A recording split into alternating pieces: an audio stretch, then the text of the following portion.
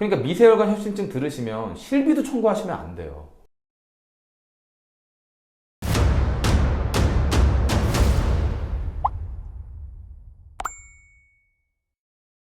네, 오늘도 한상훈 선사님 모시고 보상에 대한 얘기 좀 나눠보려고 합니다. 안녕하세요. 한손사 채널을 운영하고 있는 손해사정사 한상훈입니다. 협심증 얘기를 좀 해보려고 하고요. 미세혈관 협심증이라는 질환이 있어서 이 미세혈관 협심증 진단을 받으시는 분들이 허혈성 심장질환 진단비나 특정 심혈관 질환 진단비 이런 것들을 보험금 못 받으신 사례들이 종종 발생하고 있어서 그런 얘기를 좀 해보고자 합니다. 코드를 제가 보니까 I20.8하고 20.9 이런 쪽으로 진단이 좀 되는 것 같더라고요. 네네. 그러면 맞습니다. 허혈성 심장질환 진단비가 문제가 될 것 같은데. 그렇죠. 네. 그 허혈성이라는 얘기 자체는 심장의 허혈, 그러니까 말 그대로 혈액이 잘 들어가지 못해서 발생할 수 있는 모든 질환군들을 묶어서 통칭하고 있다 보니까 한국표준질병 사인분류 I20부터 I25까지 다 보장을 하고 있는 거죠. 미세혈관 협심증의 한국표준질병 사인분류는 정확하게 말씀드리면 I20.88 코드가 맞아요. 그런데 교수님들께서도 이 미세혈관 협심증에 회의적인 분들도 많고 코딩과 관련된 부분은 신경을 안 쓰시는 교수님들도 많아요. 그러다 보니까 그냥 상세불명의 협심증 I20.9 이렇게 코드를 주시는 분들도 있기 때문에 I20이 중요한 거지 뒤에 뭐 8이냐 9냐 뭐 이건 사실 중요하진 않은데 그래도 이제 소비자분들은 어떻게 보험금을 청구하고 보상 대상이 되는지를 보시려면 제일 먼저 진단서를 보시기 때문에 그리고 설계사님께서도 설명을 해주실 때 코드 관련된 얘기로 설명을 많이 해주시기 때문에 그런 걸 유익 있게 좀 보셔야죠. 아무래도. 그래서 I20.88이라고 코드가 나오시는 분들은 미세혈관 협심증 진단을 많이 해보신 교수님들이라고 저는 제 경험상 이렇게 느껴지고요. 그리고 본인의 임상학적인 진단 기준이 좀 있으신 분들이 좀 명확하게 진단 코드를 내리시는 거고 I20.9 코드를 내리시면서 미세혈관 협심증이다 라고 타이핑을 치시는 분들은 많이 안 내려보신 것 같아요. 제 기준으로는 만나보면 아무래도 미세혈관 협심증인데 본인 코드가 I20.9다 아 이게 정확한 코드는 아니다. 그렇지만 보험금을 청구하시는데 문제는 없다. 어차피 20 안에 들어가 있어요. 20 안에 들어가니까. 그렇지만 저희 같은 사람들이 봤을 때는 아 교수님께서 아니면 전문의 선생님께서 20.88이 아니라 20.9라고 넣어주셨다는 거는 코딩에 그렇게 디테일하게 들어가시는 분은 아니구나. 이제 이런 생각을 하고 보상 실무에 임하는 거죠. 진단비 부분에서 어느 부분이 가장 큰 쟁점이 되고 있나요? 자, 우리가 협심증을 좀 이해를 해야 돼요. 심장에 관상동맥이 3개가 있잖아요. 그 관상동맥이 좁아져서 발생하는 통증을 이제 협심증이라고 하는 거예요. 안정형 협심증 같은 경우에는 관상동맥 내부가 찌꺼기가 이제 쌓여서 혈행이 온전하지 못하니까 그러면 혈액을 계속 받아야 되는데 못 받으니까 이제 통증이 심해지는 것이고 불안정형 협심증 같은 경우는 혈전이 막아서 급격하게 이제 통증이 발생하는 거 그리고 변형 협심증 같은 경우에는 혈관 내부는 깨끗한데 자율신경계 이상으로 해서 스트레스를 받거나 과도한 업무를 하실 때 혈관 내부가 아니라 외부가 수축이 되면서 연축작용에 의해서 통증이 발생하는 거 그러면 기본적으로 3가지 다 심장에 혈액을 공급을 못하고 있는 거잖아요. 그러면 보험회사의 입장에서 이게 정말 협심증인지 아닌지를 보려면 혈액이 잘 공급이 되는지 안 되는지는 관상동맥만 보면 되고 관상동맥을 보는 가장 정확한 검사가 관상동맥 조영술이잖아요. 관상동맥 조영술 검사를 하신 분이라면 혈관이 협착이 있다 없다가 확인이 되잖아요. 이런 것들을 보고 보험회사가 지급 여부 결정을 하는데 미세혈관 협심증은 말 그대로 미세혈관이 협착이 된 거예요. 주혈관은 깨끗하다는 얘기죠. 그런 분들의 시술 기록지나 관상동맥 조영술 CAG라고 하는데요. 이 CAG 시술 기록지를 보면 그냥 노멀이에요. 깨끗해요. 그런데 의사분들은 이 사람의 임상적인 증상이 협심증과 똑같다는 얘기죠. 단순히 흉통과는 달라요. 그러면 약 처방을 해야 될 거 아니에요. 이 사람은 주혈관은 깨끗한데 여기서 뻗어나가는 분지혈관들 이거는 아무리 의학이 발달해도 조영술이 발달해도 그 가는 혈관들까지 다 눈으로 확인이 안 되니까 이거는 미세혈관 협심증이다 라고 해서 진단을 내리고 약 처방을 하게 되는 거죠. 그럼 보험사는 아, 이 사람은 협심증이 아니라 흉통이다. 관상동맥이 정상이다 라고 얘기할 것이고 환자의 입장에선 아니야 나 협심증 약을 먹고 있으니 미세혈관 협심증이야 이제 이렇게 주장을 해서 보험금 분쟁이 발생을 하게 되는 겁니다. 그럼 미세혈관 쪽으로 인한 협심증이라는 걸 볼 수 있는 다른 검사 같은 건 없나요? 아, 있죠. 그 검사에서도 정상일 수가 있잖아요. 자, 미세혈관은 우리가 눈으로 볼 수 없어요. 그러니까 문제가 된다라고 인식을 하는 거고, 두 가지 케이스가 있다는 거예요. 지금 PD님이 말씀하신 것처럼 다른 보조적인 검사에서라도 무언가 이상이 있지 않을까라는 사례 한 가지, 그리고 다른 보조적인 검사에서도 정상이지만 이 사람의 증상이 협심증이야. 그래서 임상적으로 진단이 나간 케이스가 있을 거예요. 이 구독자분들은 미세혈관 협심증이다 라고 하면요, 100% 장담을 할 수 있는 게 무조건 분쟁이 돼요. 보험회사가 어떠한 진단비라도 진단비를 줄 때는 진단 확정이라는 문구가 약관에 들어가 있잖아요. 그 진단 확정이라고 하는 그 약관 문구를 쭉 읽어보면 결국은 이학적 진단, 교과서적 진단, 전문의 어느 누가 보더라도 이 사람은 그 진단이 맞아야만 할 정도의 진단을 약관에서는 규정을 하고 있어요. 그런데 사람들은 기계가 아니기 때문에, 그리고 한 명의 의사한테만 진단이 나오는 게 아니라 우리나라에 수많은 전문의들이 있잖아요. 그 수많은 전문의들의 임상 데이터가 다 다를 텐데 동일한 사람도 진단이 바뀔 수가 있는 사례들이 종종 있겠죠. 그런 경우 문제가 되는 건데요. 자, 그러면 보험사가 원하는 거는 혈관이 협착이 눈으로 보여야만 그래도 돈을 줄 수 있다 라고 주장을 할 것이고, 아니다, 나는 의사가 미세혈관 협심증이라고 했으니까 협심증이 맞으니까 돈을 줘라, 이렇게 주장을 하는 케이스가 한 가지가 있을 건데요. 그 케이스 중에서도 두 가지로 나눠지는 게 아까 말씀하신 그 보조적인 검사, 그게 어떤 게 있냐면 운동부하 검사예요. 트레드밀 이렇게 이렇게 뛰는데 올라가서 심전도를 이렇게 걸고 뛰는 거예요. 관상동맥 조영술을 했을 때는 환자가 누워 있잖아요. 그러니까 맥박이 그렇게 빠르지 않단 말이죠. 혈행이 그다지 나쁘지 않을 거고 눈으로 봤을 때도 협착이 안 보일 수가 있잖아요. 그런데 부하를 해서 심장을 빠르게 뛰게 하는 거죠. 심장에 부하를 거는 거예요. 그러면 심장이 빠르게 뛰면 심전도 변화가 발생을 해요. 허혈이 발생하면 피파, 큐파, ST 분절 같은 심장 허혈이 발생하면 올라가거나 하강하는 수치들이 있어요. 그런 수치들이 보이면 이 사람은 내 눈으로 관상동맥은 정상이지만 심전도에서 나온 거잖아요. 그러면 이제 그분들은 더 보험회사에 유리한 고지에 점령을 하는 거죠. 그래서 제가 드리고 싶은 말씀은 검사 결과를 다 떼서 보시는 게 좋아요. 심초음파도 하셨을 거고 심전도 검사도 하셨을 거고, 이 검사들이 의미가 없다고 보시면 바로 관상동맥 조영술로 넘어가시거든요. 관상동맥 조영술로 넘어가기 전에 운동부하 검사를 처방하시는 분들이 있어요. 이미 미세혈관 협심증일 수도 있다라고 생각해서 그렇게 하고 넘어가신 분들이라면 그 결과를 볼 수가 있는 거고, 만약에 운동부하 검사를 안 하셨다, 근데 미세혈관 협심증이라고 한다, 그러면 운동부하 검사를 한번 해보는 것도 나쁘진 않겠죠. 근데 2차 병원에서는 그런 트레드밀 검사가 없으니까 3차 병원까지는 한번 가보셔야 될 그런 경우가 한 가지가 있고, 하수구를 생각하면 좋을 것 같아요. 설거지나 세탁기에 이렇게 물이 쫙 빠져나가는데 하수구가 막히면 차오르잖아요. 내 눈에는 지금 막힌 게 안 보이는데 저 아래 어딘가가 막혔구나 라고 생각을 하잖아요. 미세혈관 협심증도 똑같아요. 관상동맥 조영술에서 정상인데 혈행이 늦어지고 있는 거죠. 이 내 눈에 보이는 주 관상동맥은 의사가 보기엔 정상인데 다른 혈관들은 흘러가는데 이 혈관은 지금 안 올라가. 아래쪽이 막혔구나, 좁아졌구나, 그러니까 이게 혈행이 늦어지는구나 라고 볼 수가 있겠죠. 그래서 저는, 제가 뭐 의사는 아니지만 임상적으로 이걸 저희가 판단함에 있어서 두 가지를 봐요. 운동부하 검사를 해서 심장에 부하를 했는지, 그리고 혈행 속도는 어땠는지, 이런 것들을 봐요. 사실 미세혈관 협심증과 관련된 더 정밀한 검사도 있다고는 해요. 그 검사를 해서 진단이 정확하게 나온다고 해서 환자들이 먹는 약이 달라지진 않거든요. 그러니까 의사는 굳이 그 고액의 검사를 환자한테 처방할 필요가 없는 거죠. 왜냐면 의사는 이 진단이 뭔지 아닌지를 구분할 정도만 검사를 하면 되지, 굳이 이걸 협심증 중에도 어떤 협심증인지 확인하기 위해서 고액의 검사를 처방할 수는 없잖아요. 그래서 대부분 요 정도, 심전도, 심장초음파, CT 아니면 관상동맥 조영술을 하시고 운동부하 검사를 하시게 되는 거죠. 그래서 미세혈관 협심증은 운동부하 검사, 혈행 속도, 요 두 가지를 꼭 보셔야 돼요.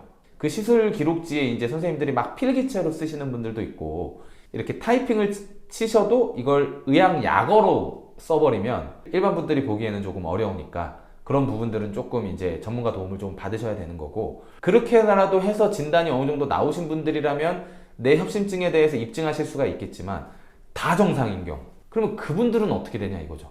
그러면 의사분이 모든 검사의 정상인데 본인이 미세혈관 협심증으로 추정하고 있는 거거든요. 그런 분들은 처음에 진단서에 임상적인 추정으로 기재가 돼요. 그 임상적 추정 진단된 진단서를 보험회사에 내면 될까요? 안 되죠. 절대 안 되죠. 그 의사가 언제 진단을 내릴까요? 최종 진단으로. 본인의 경험이라든지 네. 아니면 증세라든지 네. 우선은 아닌 것들을 쳐내고 나서 남아있는 가능성이 미세혈관 협심증인데 네. 거기에 맞는 치료를 네. 수행을 해보니 호전이 되니까 아 미세혈관 협심증이 맞았구나로 이렇게 도달이 되는 거죠. 그러면 그런 분들은 적어도 6개월, 1년. 그러니까 미세혈관 협심증 들으시면 실비도 청구하시면 안 돼요. 주 검사에선 정상이지만 그래도 보조적으로 무슨 검사에서 미세혈관 협심증으로라도 볼만한 것들이 있다면 그거는 그거 붙들고 싸우면 돼요. 근데 우리가 지금 얘기하는 건 보험금적인 얘기를 하는 거잖아요. 명확하게 금전적인 얘기를 하는 거라고요. 이 영상을 찾아보시는 분들은 기본적으로 보험금 지급에 어려움을 겪거나 아니면 청구하기 전에 알아보시거나 아니면 누군가를 관리해주기 위해서 설계사분들이 많이 보실 텐데 보험금 쪽으로 돈적인 물질적인 부분만 말씀을 드리자면 의사분의 생리를 한번 우리가 보자고요. 의사분이 사람이지 신이 아니잖아요. 검사 다 정상인데 이 사람의 진단은 이거야라고 누가 얘기해 줄 수가 있겠어요. 정확하게 얘기해 줄 수 있는 건 흉통밖에 없어요.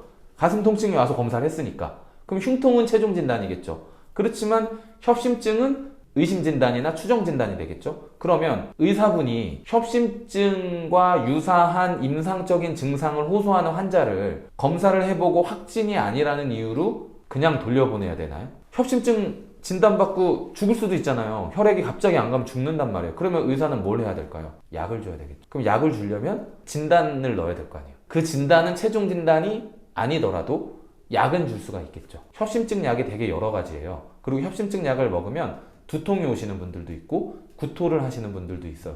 근데 그럼에도 불구하고 심장내과나 순환기내과 교수님들은 처방을 해요. 머리 아파도 먹어야 된다. 왜? 죽을 수 있으니까. 그러니까 그런 정도의 부작용은 감수하더라도 약은 먹어야 되는 거죠. 미세혈관 협심증 환자분들은 약을 찾아가요. 이 약 처방했다가 몇 개월 뒤에 또 와서 이 약 처방하고 이런 식으로 하고 니트로글리세린이라는 비상약을 항시 들고 다니셔야 돼요. 이제 정말 심하게 오실 때는 그걸 혀 밑에 넣거나 뿌리는 스프레이로 들고 다니시거든요. 그러면 바로 심혈관이 확장이 확 되면서 혈관이 이제 쫙 피가 들어오는 거죠. 그렇게 약 처방을 해야 되기 때문에 의사는 진단을 넣을 수밖에 없고 내가 이 사람 이 임상적인 진단을 최종 진단으로 바꾸는 데는 의사마다 시간이 걸리겠죠. 미세혈관 협심증으로 진단받고 청구를 안 하셨다면 잘하신 거예요. 왜? 부가적으로 내가 협심증이라는 진단을 입증을 할 수 있는 게 아무것도 없어요. 누구밖에 없어요. 나를 치료한 의사밖에 없어요. 그러면 그 의사가 적어도 내 편을 들어줘야 보험회사랑 싸우든가 아니면 행정 분쟁을 가든가 소송을 가든가 할 거 아니에요. 그러면 임상적인 진단을 인정할 것인가? 보험회사에서는 인정을 해야 돼? 라는 의문이 들겠죠. 보험회사 입장은 이거죠. 가슴 아파서 병원 갔어. 이런저런 검사를 다 했어. 그런데 다 정상이야. 그런데 그런 사람 협심증 코드가 나왔다고 돈을 주기 시작하면 많은 사람들이 저 가슴 아파요 해서 검사만 받으면 그냥 다 돈을 받을 수 있게 돼버리는 거잖아요. 급성심근경색증은 그래도 혈액이라도 확인할 수가 있지. 협심증은 그게 아니니까. 의사의 임상적인 주관적인 진단을 인정하기 시작을 해버리면 한도 끝도 없으니까 이제 인정을 안 하겠다라고 해서 이제 엄청나게 싸우고 있는 거고 이런 것들이 소송까지 가서 이제 소비자가 이긴 사례가 있는 거죠. 물론 소비자 진 사례도 있고 그런 이긴 사례들을 좀 말씀을 드리자면 아까 제가 약관 얘기를 잠깐 드렸는데 우리 약관은 이학적인 진단을 규정하고 있다라고 하는 거잖아요. 근데 거기에서 심전도, 심초음파 여러 가지 이제 검사명들이 나열되어 있잖아요. 근데 거기에서 무조건 이상이 있어야 된다라는 규정은 없죠. 이 검사를 토대로 의사가 진단을 내리면 된다라고 했지 여기서 이상이 있어야 된다는 건 아니니까 그런 임상적인 진단까지도 인정해야 되는 것이다 라고 이제 법원 판사분들이 얘기하시는 분들도 있고 그렇지 않은 분들도 있고 그렇기 때문에 이 청구권은 100% 문제가 된다. 이해를 하시면 좋을 것 같고요. 또 한 가지 좀 말씀을 드리자면 요즘에는 인터넷이 발달이 되셔가지고 이런 얘기들을 들으시고 의사분들한테 가서 이제 최종 진단을 해달라 미리 말씀하시는 분들이 좀 있어요. 근데 그거는 이제 양날의 검인 거예요. 왜냐면 그 의사분을 만나려면 진료를 봐야 되고 진료를 보면 의사분은 기록에 남겨야 되고 그런 얘기를 했을 때 그럼 나도 지금 미세혈관 협심증으로 정확하게 보고 있다 라고 얘기해 주신다면야 차트가 아주 우리한테 유리하게 작성이 되겠죠. 그런데 그게 아니라면 불리하게 작성이 되고, 보험회사에서 조사 나왔을 때 가장 먼저 보는 게 의무기록이니까 보험회사는 이제 아무것도 안 해도 야 이거 지금 주치의가 아니라고 하잖아, 이제 이런 식으로 또 얘기를 할 수가 있기 때문에, 그렇게 주치의 선생님한테 어떠한 근거도 없이 그렇게 들이대는 거는 굉장히 좀 위험하다, 이런 얘기를 드리고 싶어요. 이게 아까 운동부하 검사를 한다고 네. 했는데 거기서 양성이 만약에 나왔으면 네. 그러면 이분들은 지급하는데 크게 문제가 없나요? 아니요. 보험사 입장에서는 그래도 결국은 관상동맥이 관상동맥에서 나와야 된다라는 거고, 다른 이유 때문에라도 그거는 올라갈 수 있다. 관상동맥 굳이 미세혈관이나 협심증이 아니어도 흉통도 그게 올라가. 이제 이렇게라도 얘기는 하는데, 그럼에도 불구하고 그 운동부하 검사는 조금 매우 저는 의의가 있다고 보는 게요. 시간이나 이런 것들이 잠깐 하는 게 아니잖아요. 트레드밀에서 걷기부터 시작해서 뛰기까지 가는 거니까 저는 그거 인정해야 된다라고는 보는 거고, 이 분쟁에서 그 운동부하 검사를 보자고 하는 이유가 뭐냐면, 보험회사는 안 준다고 해요. 모든 분쟁이든 돈을 안 준다고 하잖아요. 그리고 우리는 달라고 하잖아요. 의학적인 분쟁의 끝은 어디로 가요? 의료자문으로 가거나 동시감정을 가거나, 법률적인 문제는 법률자문으로 가거나 소송을 가요. 저희들 현장 실무에서 이런 손해사정사들, 보상 관련된 분쟁을 담당하는 저희들 입장에서는 의료자문은 생각을 안 할 수가 없어요. 동시감정도 생각을 안 할 수가 없고. 근데 운동부하 검사에서 무언가가 나왔다는 건 의료자문을 거절할 필요가 있을까? 근데 또 여기서 보셔야 될 게 뭐냐면, 운동부하 검사라고 하는 게 심전도를 보는 거잖아요. 쉽게 말하면요. 그 심장내과나 순환기내과 가서 심전도를 찍으면 그냥 누워서 이렇게 손발에 이렇게 하고 여기 가슴에 부착해서 심전도를 찍는데 그건 아주 잠깐이잖아요. 근데 운동부하 검사는 그 그레이드에 따라서 이제 심전도의 변화를 이제 보는 건데, 자동 판독되는 경우들이 많아요. 컴퓨터에서 그냥 ST 분절 티파 큐파 상승 하강 없습니다 하고 그냥 끝나버리는 경우도 있어요. 음성입니다 하고. 그런데 교수님들은 쭉 그걸 보더니 여기 이상 있잖아, 이거 맞아, 눈으로 보고 판정을 하는 거죠. 그래서 꼭 그 결과지를 믿으시면 안 돼요. 되게 어렵죠. 이게 미세혈관 협심증도 무조건 문제가 돼요. 근데 이제 미세혈관 협심증이라는 얘기를 못 들으시는 분들이 문제인 거죠. I20.9 상세불명의 협심증, 이거는 되게 어떤 케이스 진단이 되냐면, 안정형 협심증인데 협착이 그렇게 심하지 않은 경우, 그러니까 상세불명이라고 하는 거는요, 원인을 알 수 없는 협심증이라는 거지 그 협심증이 분류가 아니거든요. 근데 이제 코드를 부여하기 애매할 때 그냥 교수님들이 0.9 코드를 많이 넣는 거예요. 근데 그분한테 할 때 미세혈관이 조금 막힌 것 같습니다, 관상동맥 조영술을 할 때 마취를 하고 하는 게 아니기 때문에 다 의식이 있으시거든요. 그러면 자기 심장을 자기가 보면서 의사가 그걸 보면서도 얘기를 또 해줘요. 그래서 그 시술장 내에서 가장 많은 정보를 들으세요, 환자분들이.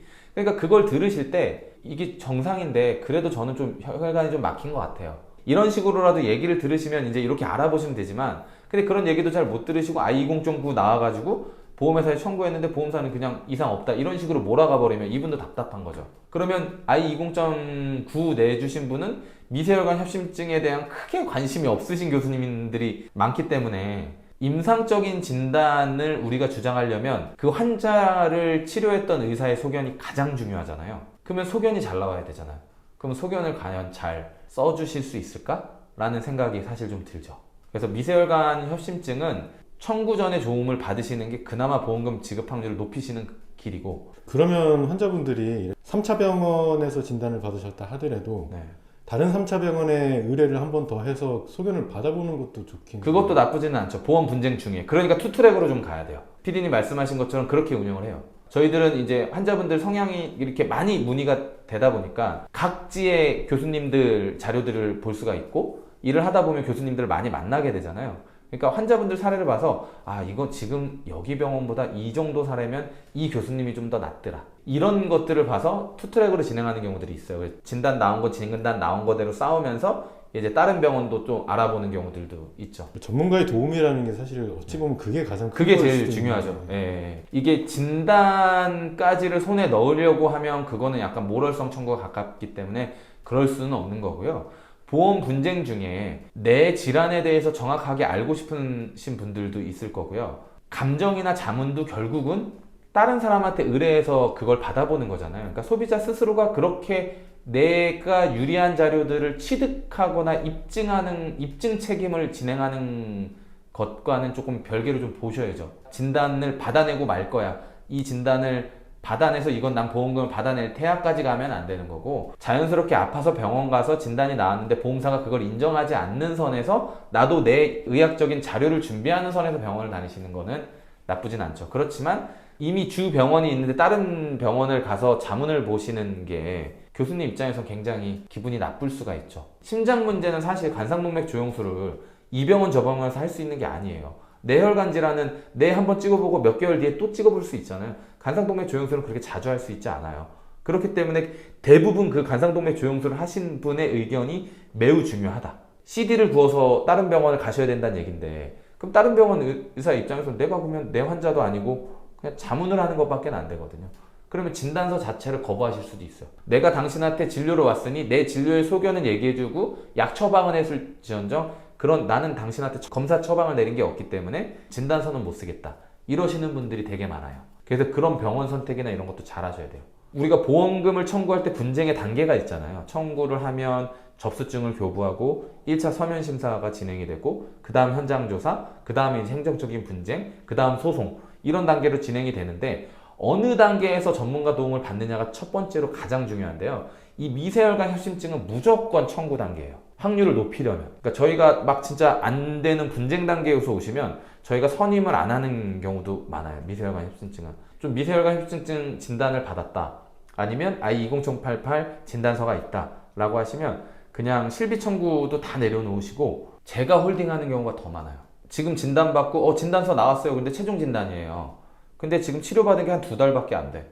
그러면 한 6개월 더 약 드세요. 계속 병원 가서 증상 얘기하시고 괜찮아지면 괜찮았다, 약이 안 맞으면 안 맞는다라는 임상적인 얘기들을 해주셔야 된다.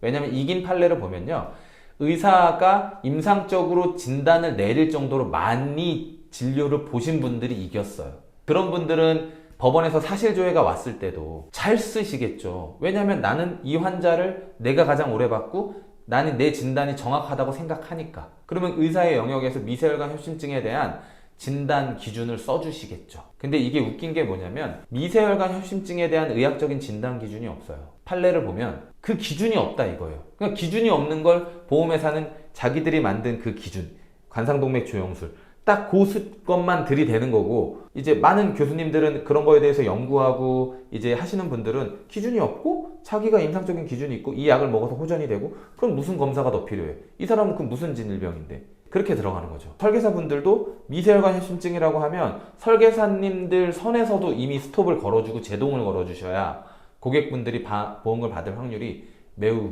높아진다. 결국엔 이런 것도 설계사분들이 고객 관리를 평소에 하고 있어야, 네, 그렇죠. 고객분들이 이런 맞아요. 진단을 받았을 때 네. 청구하기 전에 얘기라도 할 텐데, 이 설계사님들의 역할도 굉장히 중요하네요. 그렇죠. 그냥 어떤 병원 갔다 오면 내가 실비 청구할게, 빨리 영수증 줘, 이렇게 하시는 거는 아니에요. 실비는 어쨌든 분쟁이 없는 거기 때문에 맨 마지막에 청구해도 돼요. 설계사님들 머릿속에 진단비를 받을 수 있는 진단명들이 빼곡하게 있잖아요. 그런 진단이 나오면 스톱하셔야 돼요. 그러니까 미세혈관 협심증이 굳이 아니더라도 암이든 뭐가 됐든, 뭐 유사암이 됐든 뭐가 됐든 보험금을 진단비를 받을 수 있는 게 실비보다 크기 때문에 항상 청구는 큰 금액부터, 그리고 나서 실비 청구를 하셔도 늦지 않습니다. 이 미세혈관 협심증은 저희가 선임한 된다고 해서 뭐 그렇게 드라마틱하게 성공률이 높은 건 아니에요. 제가 봐도 이건 의학적인 이견이 있는 건 맞아요. 그래도 진단이 임상 의사가 내린 거라면 제 입장에서도 이건 싸워볼 만한 가치가 있다. 아무튼 오늘 말씀 감사합니다. 감사합니다.